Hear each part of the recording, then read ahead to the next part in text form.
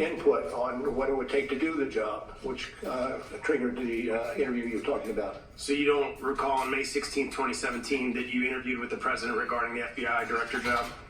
I interviewed with the president, and Regarding the FBI director job? It was about the job and not about me applying for the job.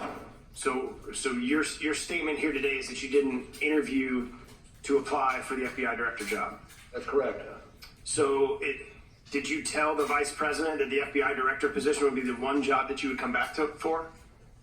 Don't recall that one. You don't recall that? No. Okay.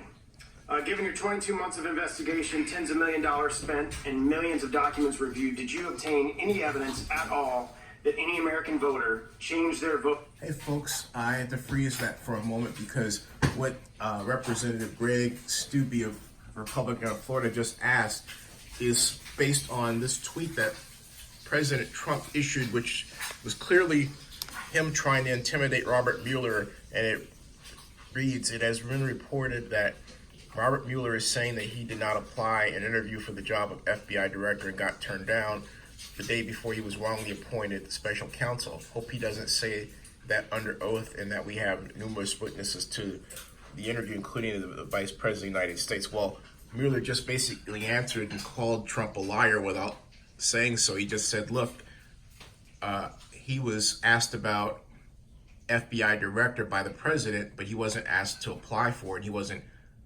conducting an interview where he was trying to get the job. So this is a clear case of President Trump and Republicans, by extension, trying to intimidate Bob Mueller, and really Trump doing this because he put out this tweet 3 hours ago. Really not cool, and a number of people here have reacted. Mia Farrow among them says that you have zero credibility, and soon it will be clear to all that you did in fact obstruct justice at least 10 times. And it looked like he's trying to intimidate Robert Mueller right now.